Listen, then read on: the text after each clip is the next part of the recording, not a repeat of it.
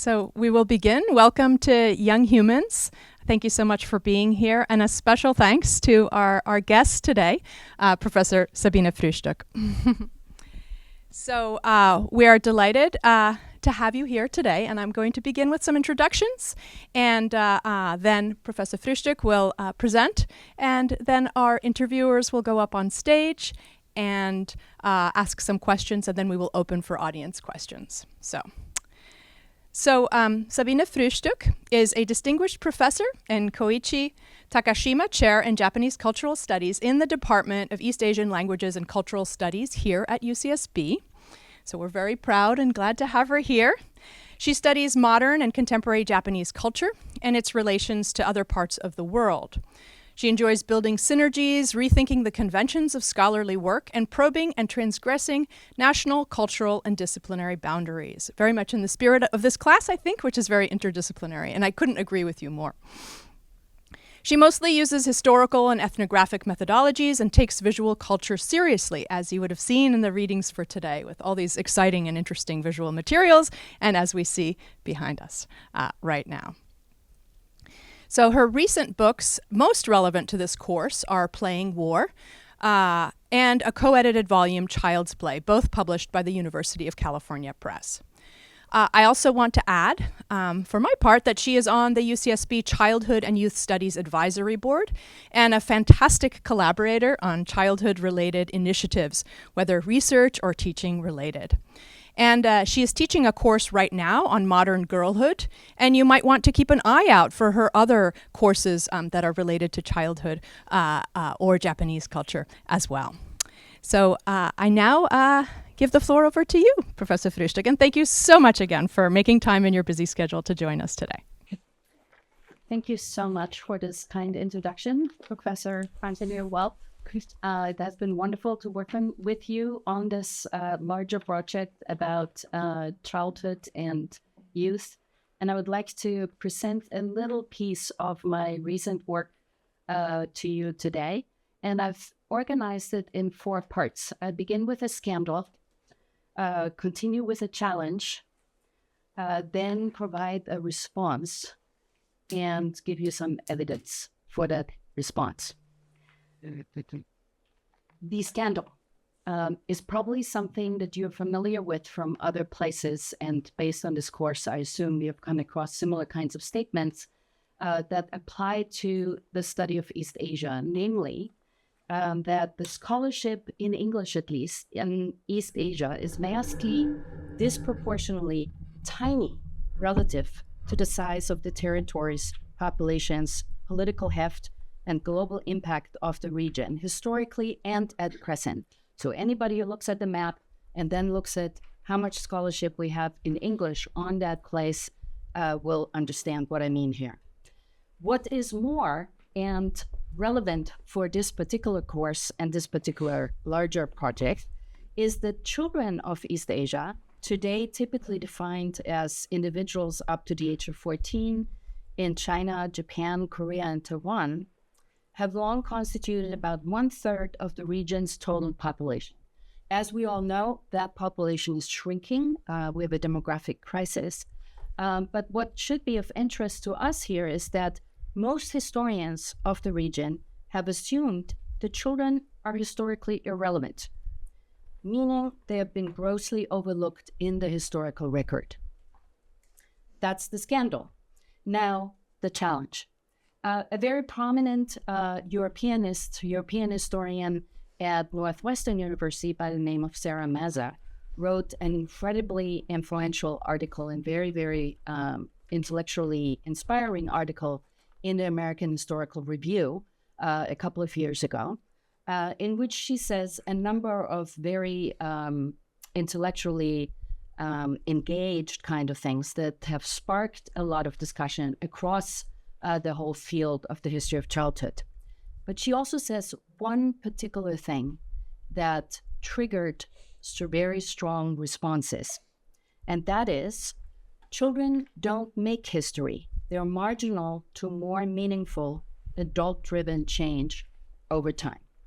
So, of course, I was deeply engaged with a number of projects on the history of childhood in Japan and the history of children in Japan, particularly in the context of mass violence. And so I thought, wait a minute. So here was my response. I shaped some of the project I was engaged with to suggest that certain children / certain children's pictures and texts assume, feed, and exploit the emotional capital of children as a response to Mazur's claim that children don't make history.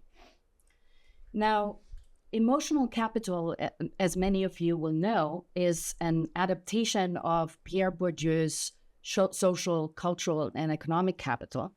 And what I mean by that, in the very same vein as Bourdieu described in much more extensive ways, is that there's a particular kind of emotionality attributed to and associated with children that, in the work that I would like to tell you a little bit about, is politically important. Okay?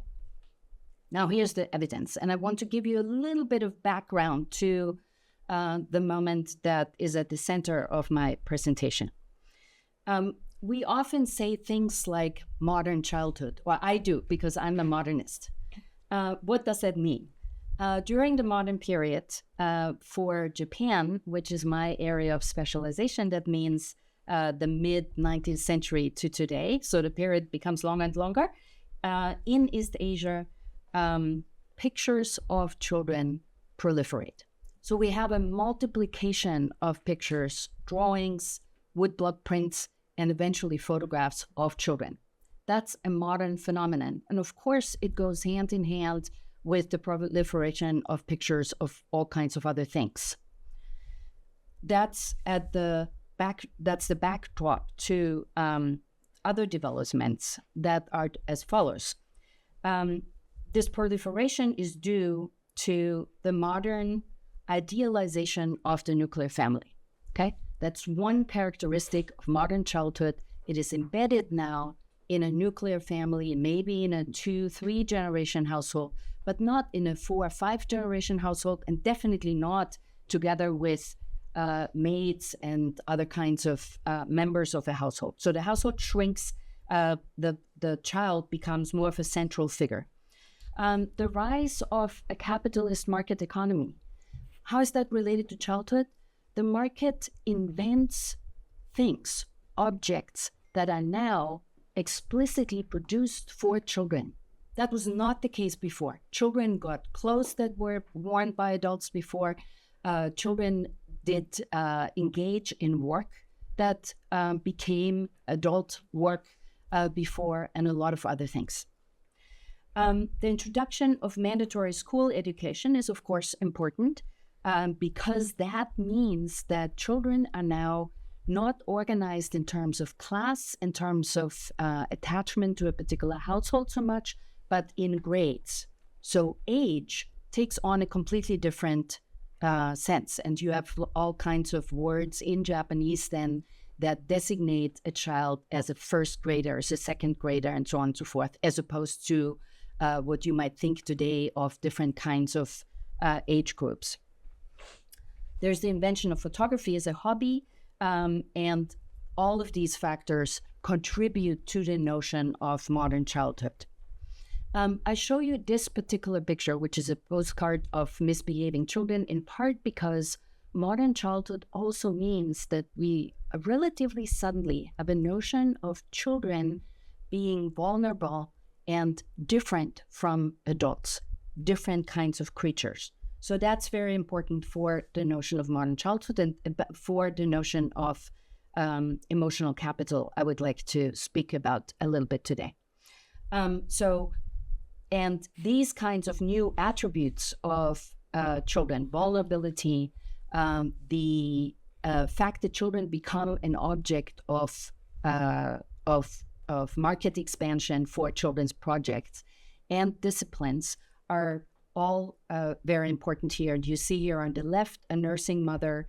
Of course, we have in modern Japan. Modern Japan has been at war repeatedly since the 1870s, right? In the US, one usually learns about the Asia-Pacific War, the Second World War, but Japan in Asia and often within what was a changing territory was at war much earlier in a number of different places. So that's the image on the left. On the right, you see an advertisement for formula. So this is what I mean by the market economy contributing to the creation of the notion of and the fact of modern childhood. There's no audio to this, so I will speak over it. Discipline was the last element that I introduced here, and that is an important component of modern childhood in Japan and East Asia, of course, in different parts, in different ways. Discipline here as represented in calisthenics in school. And the reason why I show you this is, if you could please look very closely at the figures in the background, this is not only a kind of gymnastics that is directly adopted from the military, from military gymnastics, it's also overseen by military people, in addition to teachers. So we have an interconnection in terms of exercise, in terms of schooling, where discipline is not only about time and about homework and things like that. It's also very, very specifically a tie-in with the military. At the same time, and we're talking now about roughly 1900 to 1945. I will hold back on more specific time markers for the rest of my presentation.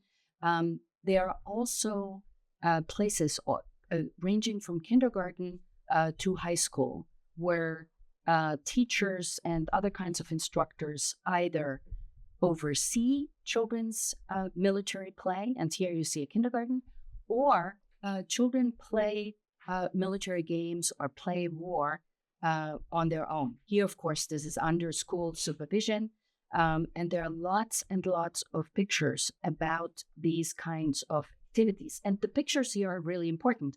I love visuals, as Professor Welt has already said, but pictures are also important historically, particularly because children, lots of children can't read, right? Even though Japan has a very, very high literacy rate beginning in 1900, pictures take on a relatively more important role, particularly for children and other people whose literacy level is limited. And so the fact that these pictures circulate across adult magazines, across children's books, across children's magazines, and other kinds of publications is really, really important, and an important aspect of the story I'm trying to tell here. When just one point about photography, some historians have, I think, unduly focused on what we usually refer to as propaganda. I don't call this propaganda. This is not propaganda because there's no state telling these, typically fathers and some mothers, to photograph their children in their domestic space, in remnants of military uniform, in military type postures. Okay? So that's why I emphasize the market economy. That's why I emphasize photography. There is a number of different impulses that sort of dress up, both metaphorically and literally, children in military garb. And so you have here these photographs from children's contests. This is a children's book. And these are also illustrations from children's book that convey to children the fun of military play. So if you consider this now sitting in the background of what I've referred to as emotional capital, you'll understand that the notion of children in a military context, with the kind of cuteness that comes with little children playing all kinds of things, it will probably make sense to you what you see here, namely children appearing in advertisements that either have connections to childhood or don't, but they make palpable in a capitalist marketplace the sale of all kinds of products, ranging here on the left from boots, on the right to toothpaste, and intensify and exploit at the same time the connection between childhood with all its characteristics that I tried to signal at the beginning of my presentation, and in a fully militarized context. Play is, of course, tricky and must be studied much more, precisely because it is massively employed, because we know no matter how we try to indoctrinate children or how we try to discipline children, if they have fun doing it, right? We even believe this with people, grown-up people like you. If some of the things we offer you are fun, maybe you'll learn better, you embrace it more, you get more out of it. And that's definitely true for children and playing war. As you see here, in this particular game, we step into the footsteps on a paper game map of their adult brothers, fathers, uncles in the colonies of Japan's empire. Okay, now we're on the emotional capital. What do I mean by that? How does it work? Why is it of use to a political project, which at that time, of course, is Japanese imperialism? What does it look like? There are lots and lots of stories and pictures that show children continuously in close interaction, in configuration with soldiers. Okay?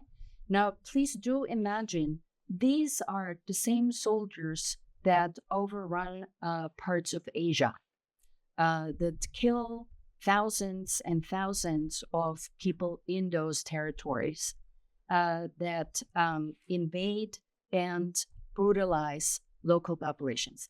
In children's publications in Japan, they are sort of reframed as the kinds of brothers and fathers and uncles these children know. Okay?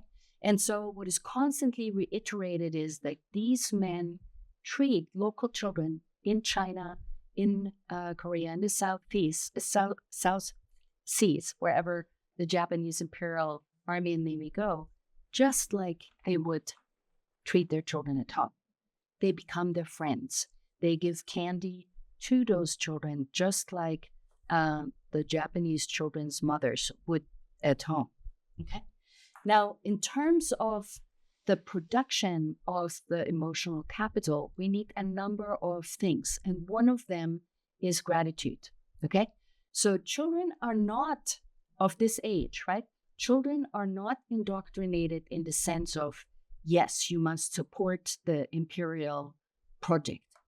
They are told and they are shown children constantly who express their gratitude for those soldiers who do the imperialist project. Okay? And so that's how the emotional capital is deployed, that people, and of course, I should say, these things are read by children or read to children, but they're also circulated within families and in larger communities. So don't imagine that these are only things that then children read and think, oh yeah, I need to be grateful and I should also write a comfort letter.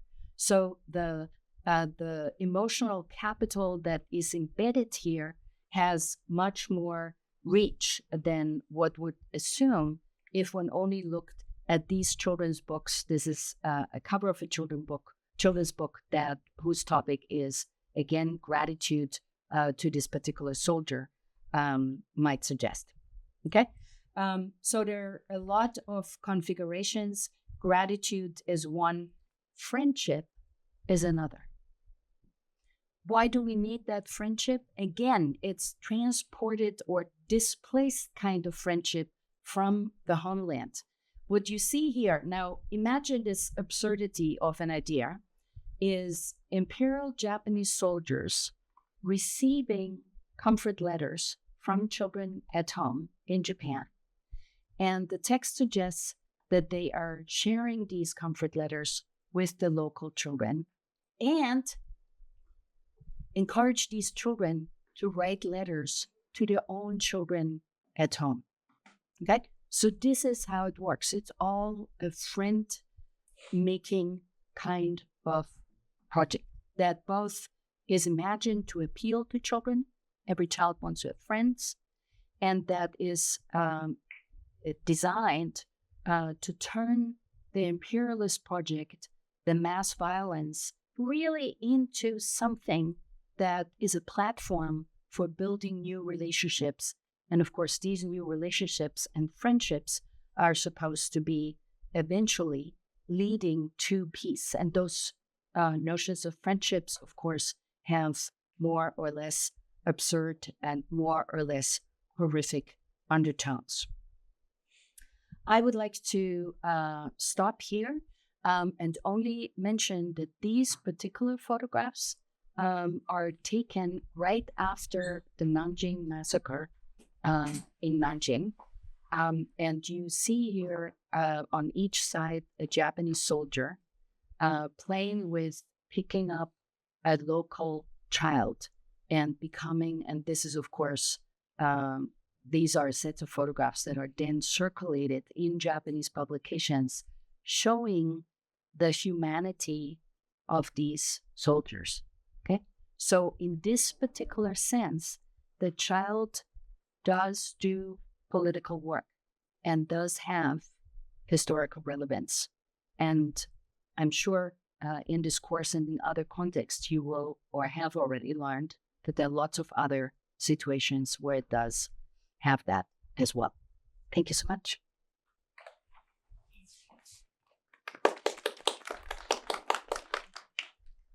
Again, my name is Quincie Richards, and to kind of start off, I wanted to ask, in your work, you often talked about how childhood is not just a biological stage, but something that society constructs. Could you give an example of how Japanese childhood is constructed differently than in other parts of the world?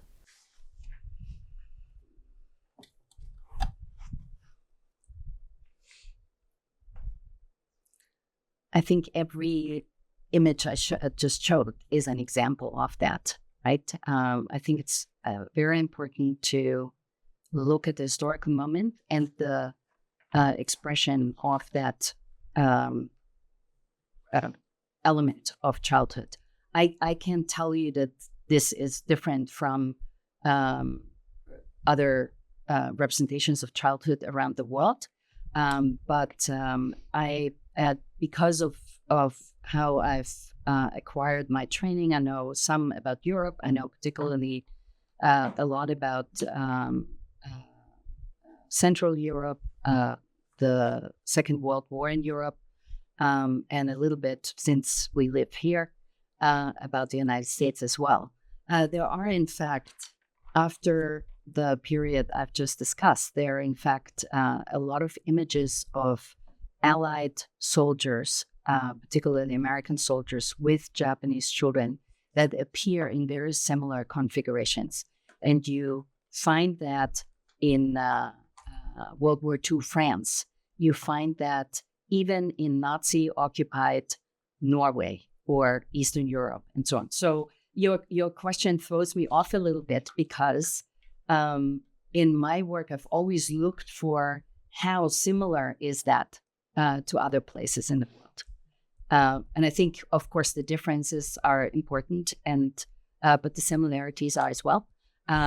So finally, to come to one difference, I think that I can be relatively confident about is the incredible investment in children's materials, publications, children's books, magazines, playthings, objects in the first half of the 20th century. Indeed, it is almost to the end of the war. Children's publications are the last publications that still are published in color. At a time when frugality is the motif for life on the home front.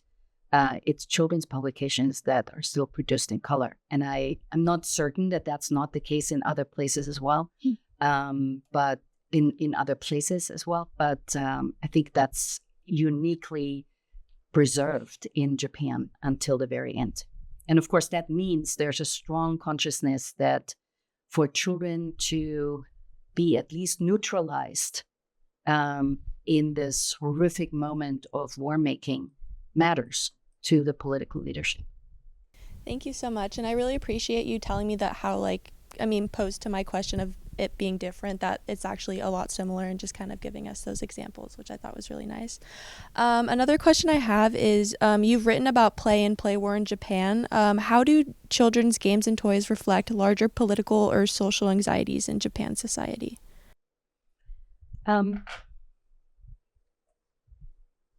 Well, I think particularly the modern period that is very much characterized by one war after another, small wars, big wars, and then of course the Asia-Pacific War.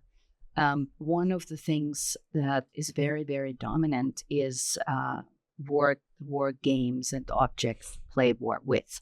And so, of course, if you want to hear about anxiety, there's the anxiety that's a universal anxiety, right?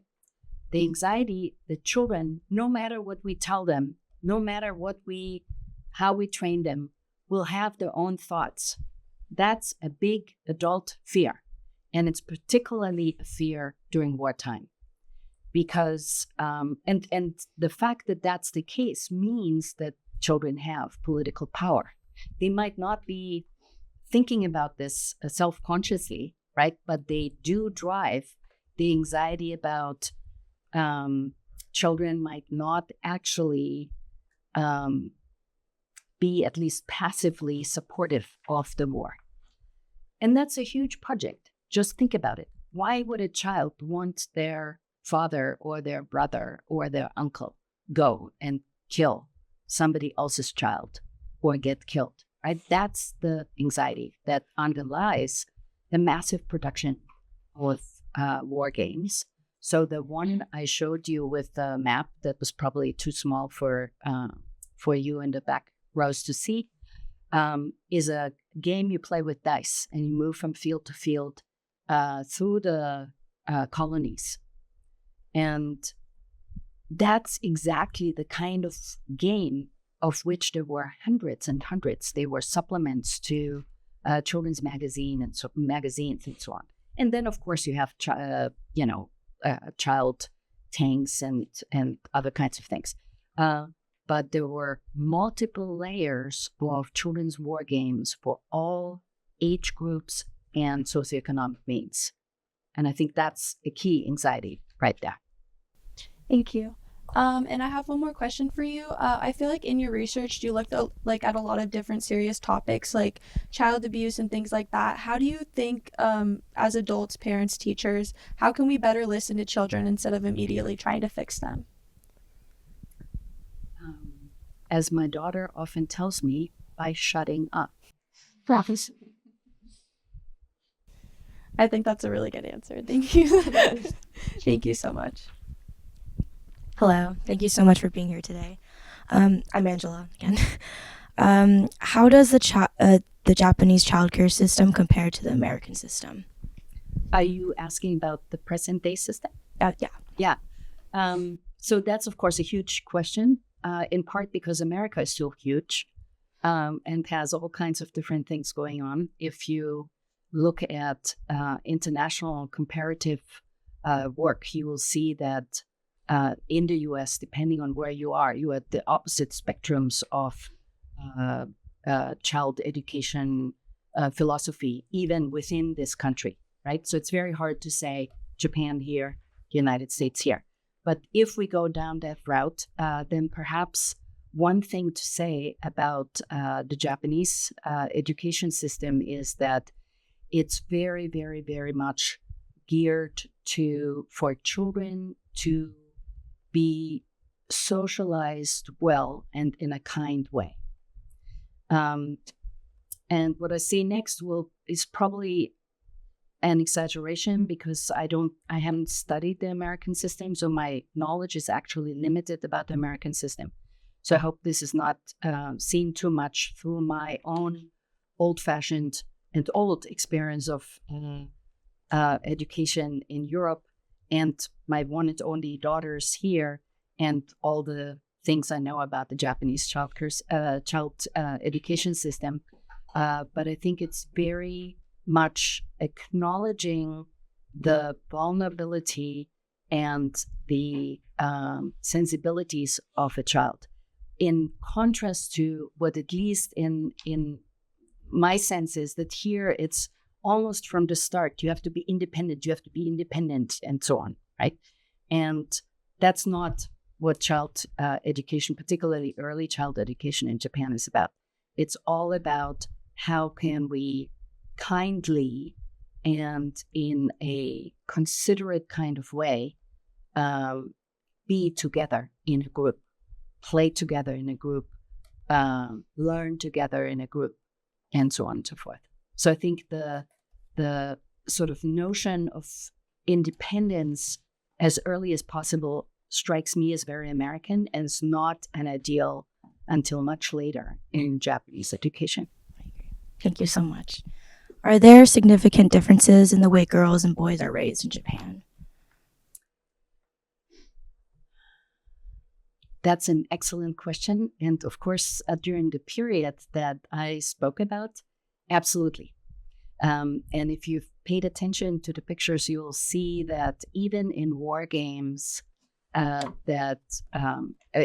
pictures that depict war games children play on their own, girls are usually at the margins and boys do the battling and so on and so forth. But we know from historical work that that's not actually representing the reality. So there are some accounts of girls who said, yeah, we were taught to behave like nice little girls, but when we played together, it was all about winning this game and so on and so forth. So one has to be careful, even though I've made a big deal out of the images that I showed, one has to be careful to not overstate how much reality or how exclusive of a reality they represent.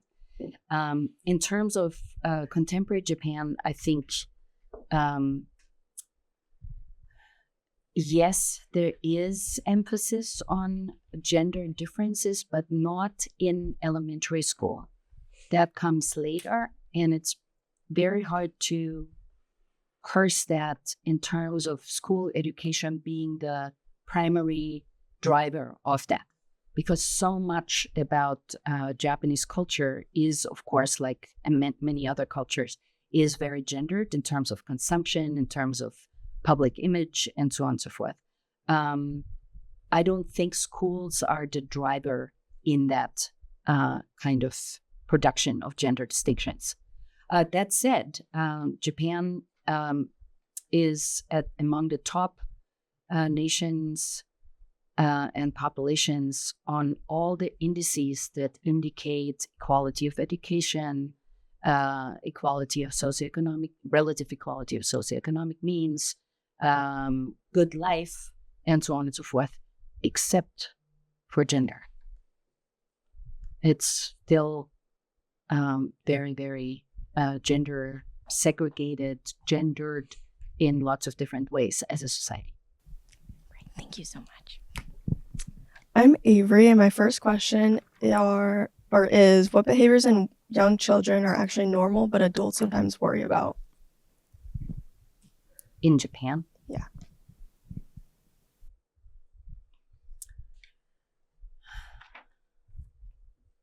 I hesitate to answer because my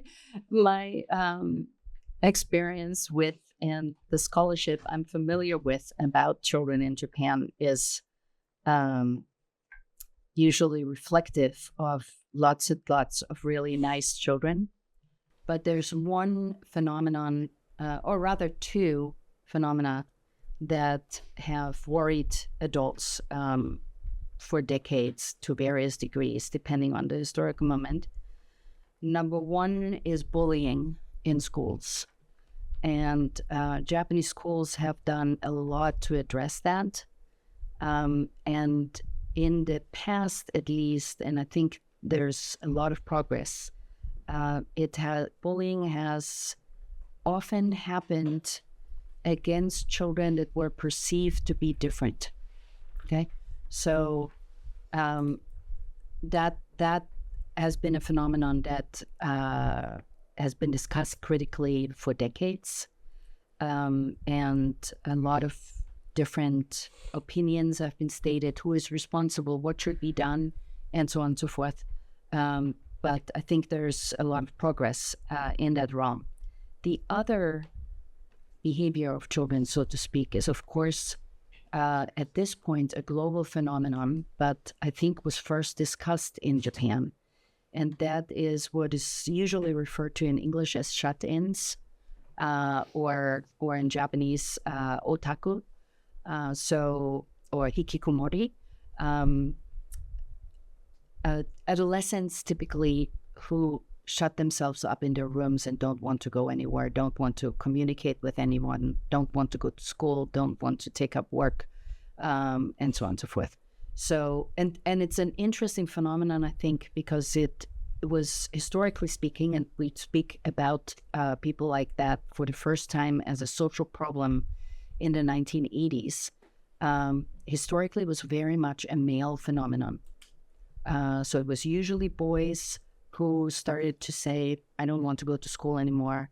It was sometimes, or in most cases, actually tied to a particular intensely engaging hobby that had to do with either, nowadays it would be video games, but at that time was a particular manga, a particular anime, young men, boys who would go to the particular section in Tokyo, for instance, where you get a lot of electronic goods and buy the mascot of their favorite game and so on. That would be their only social interaction. So I think these two phenomena are most worrisome to Japanese adults. And I think it's noteworthy that both of them, or at least the shut-in phenomenon is now a global phenomenon. My generation usually often ties that with social media and to smartphones and all of that. But in Japan, it occurred actually before social media were a thing. One of the interesting things about Japan, I think noteworthy things about Japan, is that a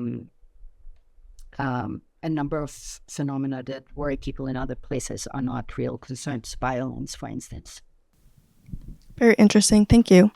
My second question is, what differences do you notice in how children interact with adults in Japan versus here in like America? Now I have to suppress my prejudiced old self. But even if I'm allowed to let this out a little bit, I think children in Japan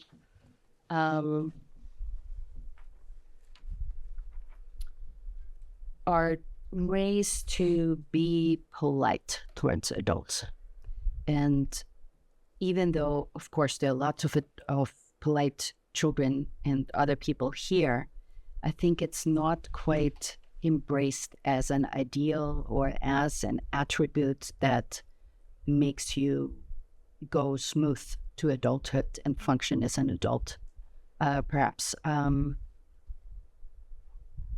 I also think there's less anxiety among children in Japan somehow.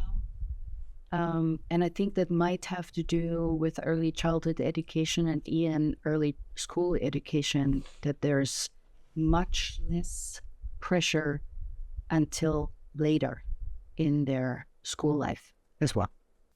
Thank you very much. Hi, thank you so much for coming here and speaking with us today. I'm Lyla. The first question I want to ask is, in your opinion, what are some universal things about being a child or a young human that cross cultures, and then what are some like things that are specific to particular societies, like in Japan? all excellent, huge questions. Universal. Maybe one universal thing is that there is and this is something that is less informed by my work and more about more by observing things, right? So less informed by scholarship and more by observation. One is perhaps that there's a magical time in if everything is fine, right? There's a magical time in children's lives when they are not self-conscious yet about who they are and whether they have friends or enough friends or whether they have the right kind of parents or lots of other things. And so I think under good circumstances, and I'm fully aware that, of course, this is not the case for a lot of children in the world today, but I think if we have, as adults, one basic charge, then it is to ensure that children have that time before they encounter institutions and demands and thoughts about what they need to do in order to get somewhere in their lives, be it education or training of some sort. So under good circumstances, every child brings that wonder and confidence to the world. And then often something happens and suddenly children become anxious about things. And of course, adults do have a huge role in sort of softening that. It's difficult to answer your question in universal kinds of ways, because of course my knowledge is very limited, even though I've studied Japan for a long time. But perhaps what I said before, I would like to reiterate that there's more of an understanding that children, when they're young, actually do not need to care about how they compare and do not need to be worried about achieving certain things and so on and so forth. And so I think that, to me, again, in part based on observations here and memories of where I come from, is something that Japan, I think, still provides children with. Thank you. For my last question, if you could give a piece of advice to anyone in the room about how to understand young humans better, what would it be and why? One of my dear colleagues who is now retired always said to me, yeah, Sabine, she's full of it. Advice, he meant.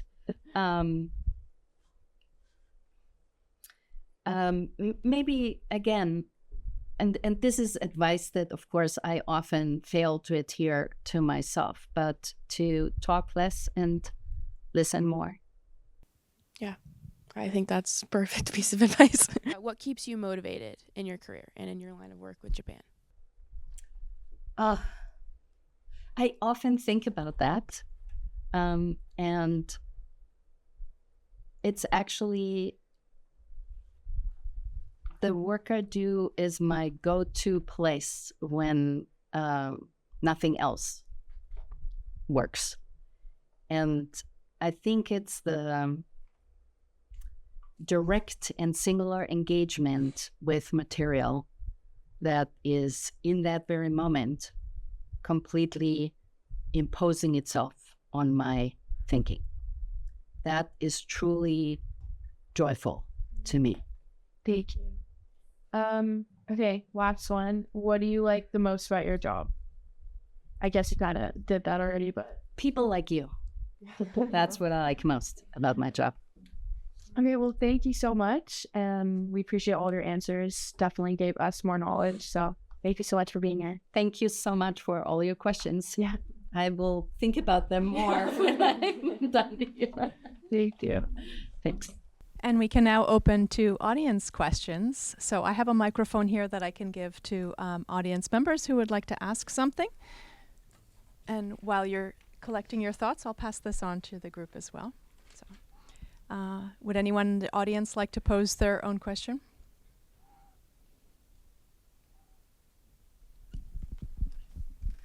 Is this on and everything? Okay. Hi, I'm Fiona. Thank you so much for your presentation. It was super cool.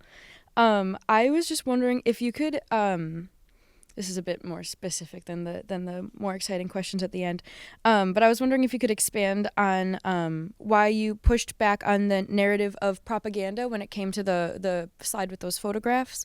Since you mentioned it was not the state encouraging this behavior, rather the capitalistic market. I was just wondering if you could expand a little bit on that.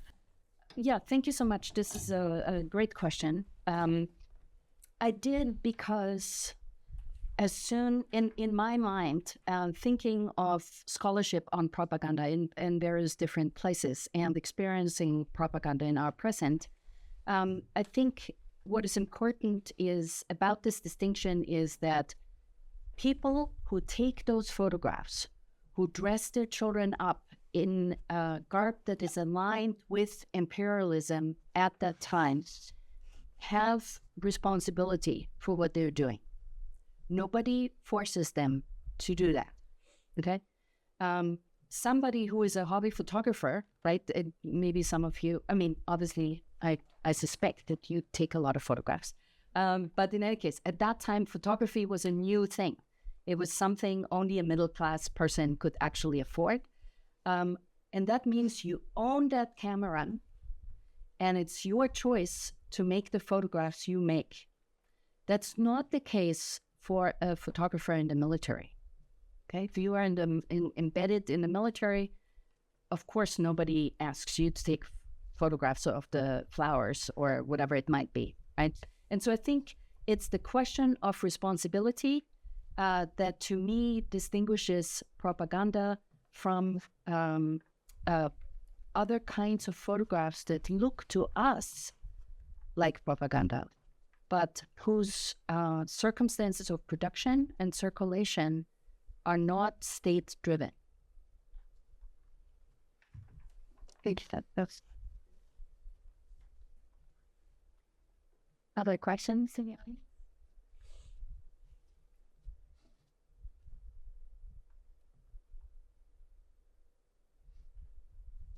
We can also, I know you have a lot of questions there as well.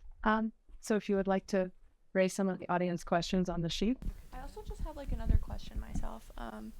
Based on like everything, in terms of like the military aspect of like idealization in Japan, do you believe it created a positive or negative effect on like Japanese society and like children transitioning into adulthood and things like that? Excellent question. I believe that, and I meant to speak about this last picture, but forgot that this was there. I think children were of their own minds to some degree, despite of all that proliferation of particular kinds of images and texts. So we have very good evidence from directly after the war of a number of different kinds, but I mentioned just two. Number one, either children saw the suffering of their mothers in particular and understood that that was related to death of their family members, for instance, or they were sad that the war ended because they were so enthusiastic about war play and all kinds of things that they couldn't wait to actually be in that place. And that was taken away from them. That's a universal phenomenon. If you ever talk to somebody who grew up during war and then it's over, part of that might be relief and is for many people, but part of it is disappointment. The other example I wanted to give you is that a huge effect for the generation that is a little bit older than these children, who were still children at the end of the war, is that there are several generations after the war who were very, very anti-military to this day. So there's a very sincere and organic anti-military sentiment in Japan associated with this particular war. And these would be like kids or people that were a little bit older. Yeah, so I think it matters. I mean, so for children who are still children after the war, I think what I first said applies more. But for people who were, let's say, grown-ups by the end of the war, who already understood and were politicized and were able to intellectually distance themselves from their parents' involvement in the war, for instance, it's a whole different story. And it's that generation that become adults in the post-war period, or a little bit, or became adults during the war, but were not involved in the war directly, that is most anti-military for a number of reasons. Because of Japanese military conduct and what it did, right? Because Japan lost the war, or because they felt betrayed by the military leadership. So it's a very complex set of reasons that produce the kind of anti-militarism in Japan that has survived pretty much into the present. We are currently at a moment of dramatic change in Japan with regard to military and security issues. But for generations, that was the case. I think when you talk about like how, like, I guess the older children, is there like a specific age range? Because I know like the younger kids were very much like coddled by the military, and I can understand why like older people, the like older children maybe had like an against militaristic view because they weren't like given the same treatment on their age. I think the age group question is hugely important. My presentation today was mostly about children up to the end of what would have been elementary school then. There's a whole other set of visual and textual materials for older teenagers and boys in particular, because at the age of 20, this is true since the 1870s until 1945, at the age of 20, any young man had to report for the military physical examination. And so leading up to that moment, the material they were exposed to was much more overtly militaristic. And so it wasn't so much that, from all we know, it wasn't so much that this older age group felt, oh, we are not as cuddled and loved, but more that they are closer to the moment of adulthood and actual involvement in the military. Thank you. And I think maybe we can answer one or two questions that are on the sheet from people in the audience. That's me.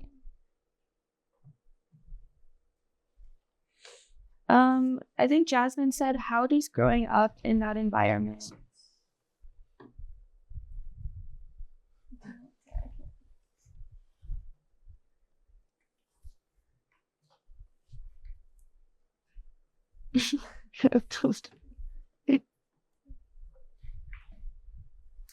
Or Jasmine, do you want to ask? I don't know what it said, but we can hear.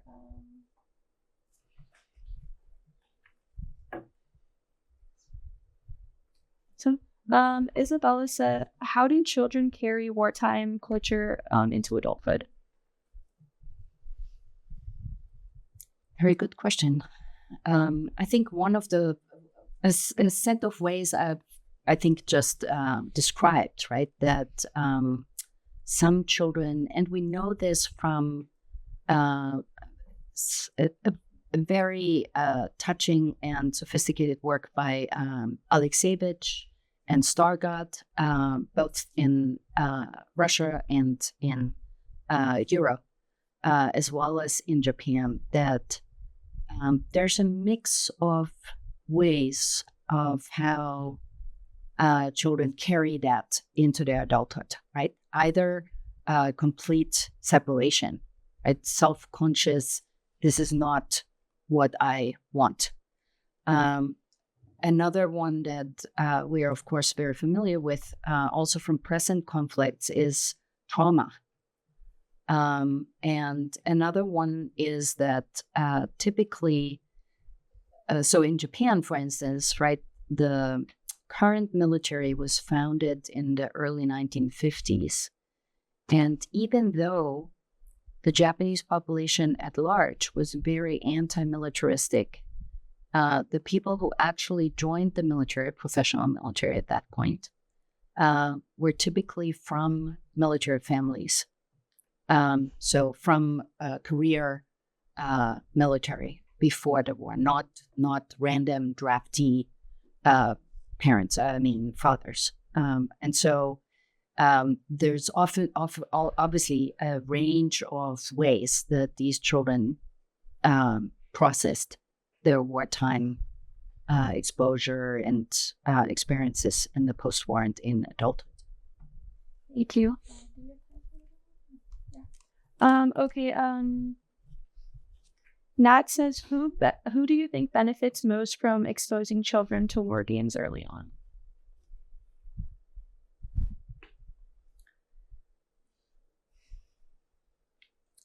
So that's a difficult question, because I think one shouldn't imagine that there's a clear benefit, if you want to call it that, right? But the purpose of it is more on a level of sentiment than action, okay? So if you imagine a totally different kind of scenario, as long as people are passive or disinterested enough, at least they don't disturb the military project. And so I think that's what is at work here, right? So even though a lot of these materials, and this is true, of course, for the present in various places around the world, is all about excitement and play and friendship and things like that. I think the best or most beneficial aspect of this is to the military, or in that case, the imperialist state, to at least quiet and silence a large population that could be trouble. Okay?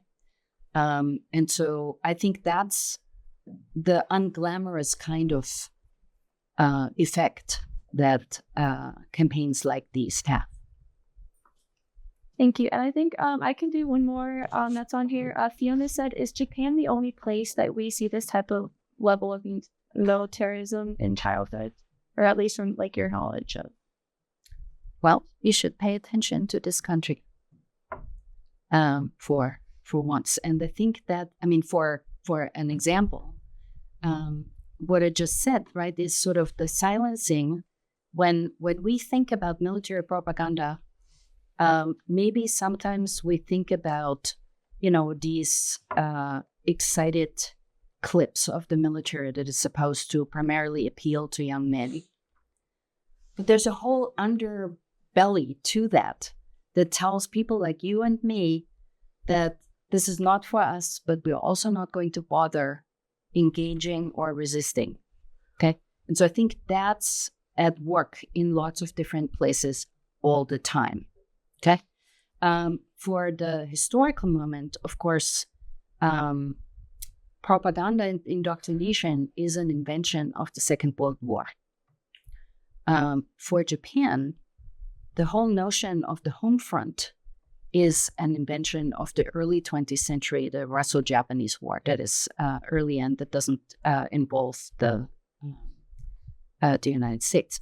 But what I mean by that is it's really with the advent of film and photography and with the notion that the war takes place so far away from home that it is difficult to convey to people at home that they should actually support that. war somewhere where they've never been and where they don't know what the purpose of it is, right? And so propaganda and indoctrination and this kind of militarization of childhood is of importance at that moment, and it's not earlier, right? Not in the First World War, not in earlier wars.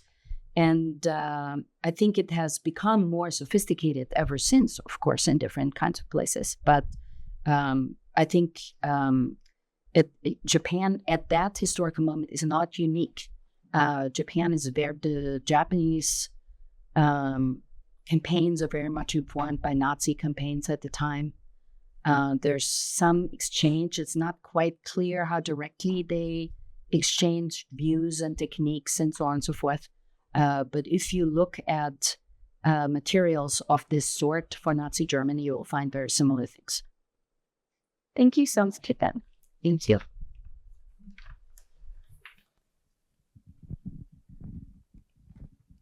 Well, thank you so much for a fascinating presentation and all the questions that we've received here from the audience and from our interviewers. And thank you. I think you've really demonstrated how valuable it is to make a deep dive into research and how eye-opening it can be to explore another area of the world and how that might also illuminate how you think about all parts of the world and also at home and think more critically about it all around the subject of young humans. So please join me in thanking our special guest today, Professor Frühstück, one more time with a round of applause. And thank you also to our interviewing panel today for a wonderful job.